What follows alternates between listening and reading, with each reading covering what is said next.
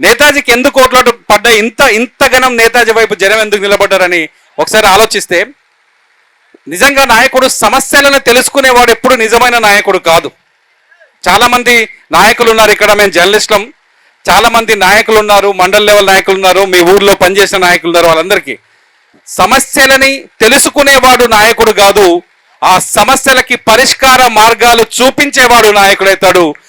ఆ పరిష్కారాలు చూపించగలిగే సత్తా నేతాజీలో ఉంది, మాకు కనిపించింది. నేను చాలాసార్లు నేతాజీతో పాటు సెక్రటరీకి వెళ్ళా, చాలాసార్లు వెళ్ళా. బట్టి విక్రమార్క గారి ఆఫీస్కి వెళ్ళా, ఎప్పటికి వెళ్ళినా నేరేడ నుంచి ఫోన్లు వస్తూనే ఉంటాయి. ఎంతమందికి సాయం చేస్తున్నాడు అని అనుకున్నాం మేము. అంటే గ్రామం మీద ప్రేమ. మేము మా ఊళ్ళో చదువుకున్నాం, మా ఊళ్ళో పెరిగాం, మా ఊరు వదిలేసి హైదరాబాద్ పోయిన తర్వాత మా ఊరిని మేము మర్చిపోయాం నిజంగా. కానీ మీ నేతాజీ మీ ఊరిని, మీ ఊరి ప్రజల్ని, మీ ఊరి సమస్యల్ని, మీ ఊరు బాగోగుల్ని ఎప్పుడూ మర్చిపోలేదు.